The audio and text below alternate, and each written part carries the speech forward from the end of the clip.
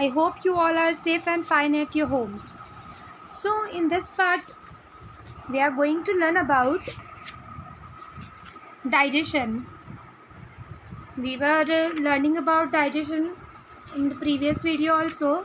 हमने डाइजेशन के बारे में क्या पढ़ा था? हमने पढ़ा था कि उसमें हमारे जो पार्ट्स है, ठीक है, जैसे कि हमारा स्टमक है, हमारा एसोफेगस है, उसका क्या रोल था. ठीक है. Now we will learn about absorption. ठीक है. डाइजेशन की नेक्स्ट प्रोसेस क्या होती है? Absorption. The digested food then passes into the blood vessels. जो डाइजेस्टेड फूड होता है वो ब्लड वेसल्स में पास हो जाता है इंटेस्टाइन की, और इस प्रोसेस को कहा जाता है एब्जॉर्प्शन. अब पहले हमने पढ़ा था कि जो फूड है वो स्मॉल इंटेस्टाइन में आ गया, मतलब वो स्टमक में हमारे डाइजेस्ट होके कहाँ एंटर हुआ? हमारी स्मॉल इंटेस्टाइन में एंटर हुआ, और स्मॉल इंटेस्टाइन के थ्रू हमारे बॉडी में पहुंच गया. हमने ये पढ़ा था. अब जो ये स्मॉल इंटेस्टाइन में फूड एंटर हुआ तो वो कैसे बॉडी में पहुंचेगा हमारी? तो वहाँ पे एक फिंगर लाइक प्रोजेक्शंस होते हैं. ठीक है. जैसे कि हमारे फिंगर्स होते हैं ना, वैसे ही ये प्रोजेक्शंस होती है. इन्हें क्या कहा जाता है? विलाई कहा जाता है. तो इन विलाई का क्या काम होता है? ये विलाई क्या करती है? जब भी उसमें फूड आता है तो अपना जो सरफेस एरिया है, ठीक है, उसको इंक्रीज कर लेती है, बढ़ा लेती है. अब देन इसमें फूड जो होता है इसमें से पास होके हमारी ब्लड वेसल्स के अंदर चला जाता है. तो इस प्रोसेस को क्या कहा जाता है? एब्जॉर्प्शन कहा जाता है. They are with supply with thin walled called blood vessels. ठीक है. तो ये विलाई फिंगर लाइक प्रोजेक्शंस जो होते हैं हमारे, ठीक है, जब हम इसे देखेंगे क्लियरली तो हमें दिखेगा कि इसमें प्रोजेक्शंस है जिसके थ्रू अंदर एब्जॉर्प्शन हो रहा है. आप टॉवेल वगैरह जब यूज़ करते हो ना, उसमें छोटे छोटे जो धागे लगे होते हैं ऊपर, उससे जल्दी हमारा स्वेट या जो वाटर होता है हमारे फेस पे वो कैसे अब्जॉर्ब हो जाता है. वैसे ही ये विलाई हमारी बॉडी में वर्क करता है. यहाँ पे डाइजेस्टेड फूड जो जाता है, जो फ्लूइड जाता है हमारा डाइजेस्टेड, वो अंदर जाके और हमारे ब्लड के अंदर ट्रांसफ़र हो जाता है. The surface of villi absorb the digested food material, thus the nutrients present in these fine blood vessels are absorbed in the blood. तो ये जो फूड जो ब्लड वेसल्स थी हमारी यहाँ पे, ये एब्जॉर्ब हो जाता है ब्लड में. Now assimilation. अब जो न्यूट्रिएंट्स एब्जॉर्ब हो गए ब्लड में वो हमारी बॉडी में ट्रांसफ़र होने लगते हैं. ठीक है. जहाँ पे एनर्जी की ज़रूरत है, जहाँ पे जो चीज़ों की ज़रूरत है वहाँ पे ट्रांसफ़र होने लगती है चीज़ें बाय द ब्लड. क्योंकि आपको पता है कि हमारी बॉडी में ट्रांसपोर्टेशन का काम कौन करता है? ब्लड करता है, ब्लड वेसल्स के थ्रू. तो the absorb food is used by the body to build new cells. अब जो एब्जॉर्ब फूड था, जो एनर्जी मिली थी हमें फूड से, वो बॉडी को नए सेल बनाने में, और जो सेल डैमेज हो चुके हैं उसे रिपेयर करने में, या हमारी जो लाइफ प्रोसेस है जिसे हमें बहुत सारे काम करने, उसके लिए हमें एनर्जी चाहिए. तो जो एनर्जी प्रोवाइड करनी है अब वो एनर्जी प्रोवाइड करेगा. नाउ इस प्रोसेस को क्या कहा जाता है? असिमिलेशन. अब न्यूट्रिएंट्स हमारी बॉडी में जहाँ पे उसे ट्रांसपोर्ट होना है वहाँ पे ट्रांसपोर्ट होंगे. इस प्रोसेस को कहा जाता है असिमिलेशन. अब the final product of carbohydrate, हमने देखा था कार्बोहाइड्रेट क्या बना था? ग्लूकोज बना था. अब वो ग्लूकोज भी ब्रेक डाउन होकर क्या बन जाएगा? कार्बन डाइऑक्साइड एंड वाटर, जो कि क्या करेगा? एनर्जी रिलीज़ करेगा. और जो अमीनो एसिड्स थे वो जो सेल की ग्रोथ है, ठीक है, जो सेल को ग्रो होना है उसमें यूज़ होगा. और फैटी एसिड और ग्लाइसरॉल किस में यूज़ होंगे? एनर्जी रिजर्व, एनर्जी को सेव करके रखेंगे हम. ऐसा नहीं है कि हमें जहाँ इंस्टेंट एनर्जी चाहिए तो हम कुछ खा के इंस्टेंट एनर्जी आएगी, नहीं.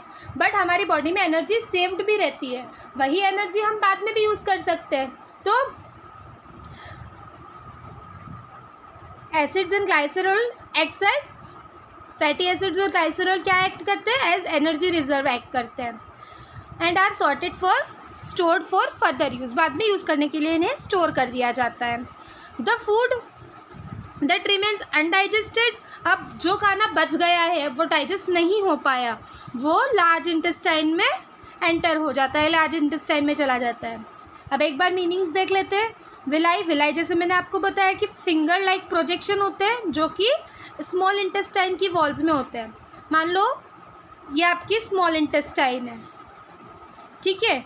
अब ये स्मॉल इंटेस्टाइन की वॉल पे इसके ऊपर क्या होता है, एक फिंगर लाइक प्रोजेक्शन, जैसे कि यहाँ पे भी बता रखा है आपको, विलाई, ठीक है।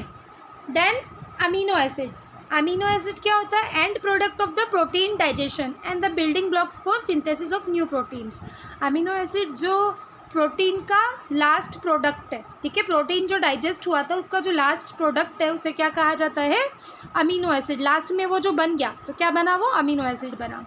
ग्लाइसरॉल, ग्लाइसरॉल एक कलरलेस विस्कोस लिक्विड होता है, ठीक है, कलरलेस लिक्विड होता है and structural component of the fats and lipids, जिसमें फैट्स और लिपिड्स प्रेजेंट होते हैं। Now next one is egestion, the removal of undigested food, जो फूड अभी बच गया था जिसका अभी कोई काम नहीं आया, और फेसल matter through the anus is called egestion, जो हमारी बॉडी से बाहर निकल जाता है, वो क्या होता है, वो चीज़ें, इस प्रोसेस को क्या कहा जाता है, इजेशन कहा जाता है। अब हमने जो खाना खाया, जो खाना यूज़ में नहीं आया बॉडी के, ठीक है, जो स्मॉल इंटेस्टाइन में एब्जॉर्ब नहीं हुआ, वो लार्ज इंटेस्टाइन के थ्रू हमारी बॉडी से बाहर निकल जाता है, एग्जिट कर लेता है, दिस इज इजेशन।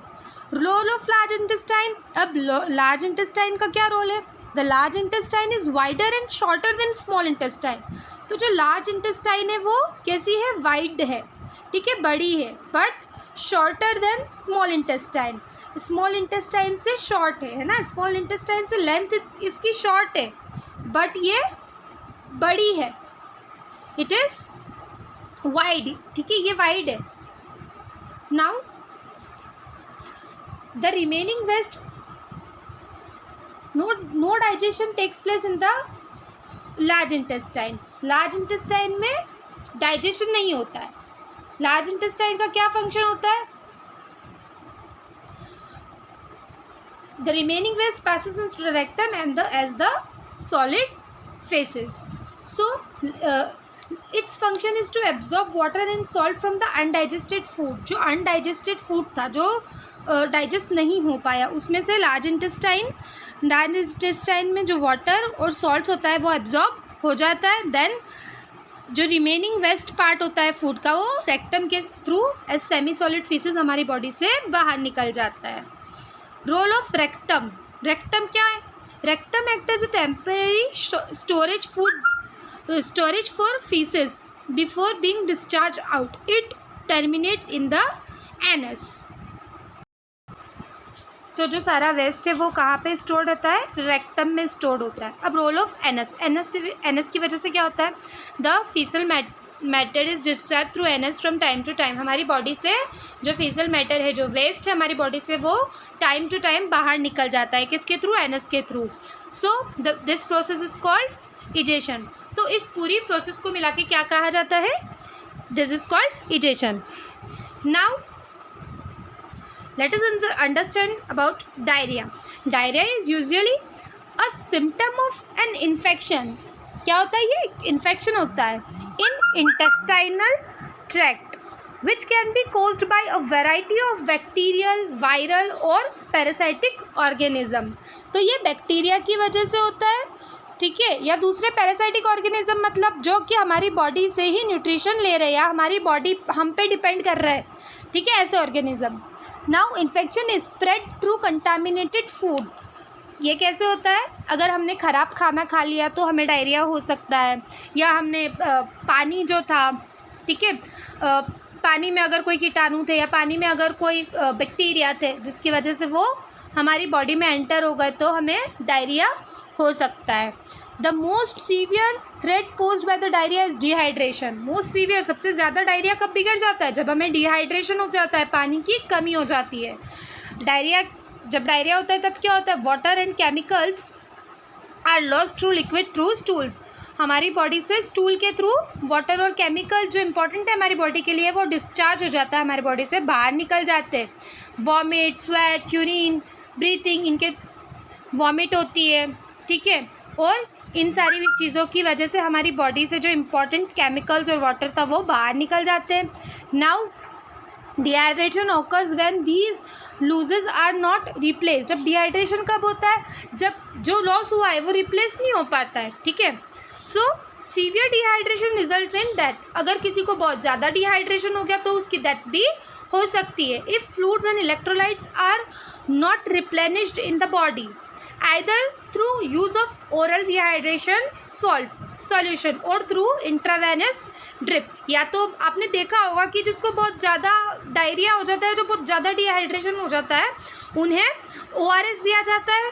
अगर ORS से भी उन्हें ठीक नहीं होता, फ़र्क नहीं पड़ता, देन उन्हें ड्रिप लगाई जाती है, देन उसके थ्रू वो ठीक हो जाते हैं. Now let us continue about the digestion. But यहाँ पे डाइजेशन किस में होगा? यहाँ पे ग्रास ईटिंग एनिमल्स में होगा, जानवरों में होगा जो कि घास फूस खाते हैं. तो हमने देखा है काऊ जो है वो बहुत ज़्यादा देर तक चबाती रहती है, बहुत ज़्यादा देर तक च्यू करती रहती है. ऐसा क्यों होता है? काऊ इतनी देर तक च्यू क्यों करती है? Let us understand this thing. ठीक है, अभी हम ये समझते हैं कि काऊ इतना ज़्यादा च्यू क्यों करती है. तो काऊ और जो ग्रास ईटिंग एनिमल्स होते हैं वो बहुत ज़्यादा च्यू करते हैं. ऐसा क्यों करते हैं वो? क्योंकि उनका जो हाफ च्यूड फूड होता है, ठीक है, जो उन्होंने थोड़ा बहुत चबा रखा है, उसको स्टमक में सेव कर लेते हैं. किसके फॉर्म में सेव कर लेते हैं? ह्यूमन के फॉर्म में. अब दिस पार्टली डाइजेस्टेड फूड, ये जो पार्टली डाइजेस्टेड फूड होता है, इसे क्या कहा जाता है? कड कहा जाता है. और बाद में वो क्या करते हैं? इसी कड को फिर से अपने मुंह में लाके और च्यू करने लग जाता है. The process in the grass eating animals is called rumination. और इसी प्रोसेस को क्या कहा जाता है? उनकी rumination कहा जाता है. ठीक है, जो पार्टली च्यूड फूड है उसे स्टमक में सेव कर लेते हैं और फिर उसे स्टमक से बाहर निकाल के फिर च्यू करने लग जाते हैं, तो इसे कहा जाता है rumination. Now therefore the grass eating animal are called ruminants. तो जो ग्रास ईटिंग एनिमल्स होते हैं उन्हें क्या कहा जाता है? ruminants कहा जाता है. Their digestive system is different from ours. और उनका जो डाइजेस्टिव सिस्टम है हमसे थोड़ा अलग होता है, डिफरेंट होता है. उनका जो डाइजेशन का वे है वो यूनिक है, ठीक है, वो हमसे अलग है. So they have unique way of digesting large amount of cellulose in their food. तो उनके फूड में जो सेल्यूलोज है उसे वो एक यूनिक वे से डाइजेस्ट कहा जाता है. As a grass rich in cellulose. तो जो ग्रास होती है वो ग्रास ईटिंग एनिमल्स है, तो ग्रास जो होती है वो सेल्यूलोज, उसमें क्या होता है? ज़्यादा सेल्यूलोज होता है. Cellulose an insoluble carbohydrate. Cellulose क्या है? कार्बोहाइड्रेट का इनसॉल्यूबल फॉर्म, जो कि सॉल्यूबल नहीं है. Now ingestion. इनमें इंजेशन कैसे होता है? Ruminants have sharp incisors and large molars to bite chew grass. तो रूमिनेंट्स के पास क्या होता है? लार्ज इंसिजर्स और मोलर्स होते हैं उनके माउथ में, जिसकी वजह से वो ग्रास को च्यू करते हैं. Now digestion. After being chewed once the food passes through. उनकी बहुत बड़ी एसोफेगस होती है, ठीक है, तो उनकी लॉन्ग एसोफेगस से फूड कहाँ पास होता है? To the stomach. The stomach of ruminants has the following 4 chambers. Ruminants के स्टमक में 4 चैम्बर्स होते हैं. They are lumen, reticulum, omasum and abomasum. ठीक है, 4 पार्ट्स होते हैं उनके, ठीक है, omasum, reticulum, abomasum and lumen. तो ये 4 मेन पार्ट्स होते हैं. तो the food passes through all the 4 chamber. तो जो फूड है वो चारों चैम्बर्स के थ्रू पास होता है. And from here onward the digestion, absorption, assimilation and egestion are the same as in other animals. तो इनमें भी जो दूसरे एनिमल्स में, जैसे ह्यूमंस में था, कैसा था उस जो प्रोसेस डाइजेशन, एब्जॉर्प्शन, असिमिलेशन और इजिशन का था, वैसे ही इनमें भी होता है. As discussed earlier, we have studied that the basic process of digestion, food and release energy in the same. अब जो डाइजेशन होता है, जो स्मॉल इंटेस्टाइन में फिर वो फूड जाता है और देन ब्लड वेसल्स के थ्रू पूरी बॉडी में पास हो जाता है, वो सेम ही है process. Now let us understand more. Rumen it is the first and the biggest largest chamber. तो रूमेन क्या है? रूमेन जो है वो फर्स्ट और सबसे बड़ा चैम्बर है. Then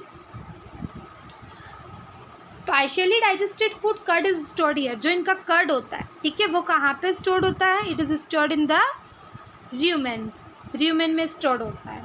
Then the curd is then brought back to the mouth when rechewed. और ये कर्ड यहीं से फिर से माउथ की तरफ आ जाता है जब उन्हें फिर से च्यू करने की नीड लगती है.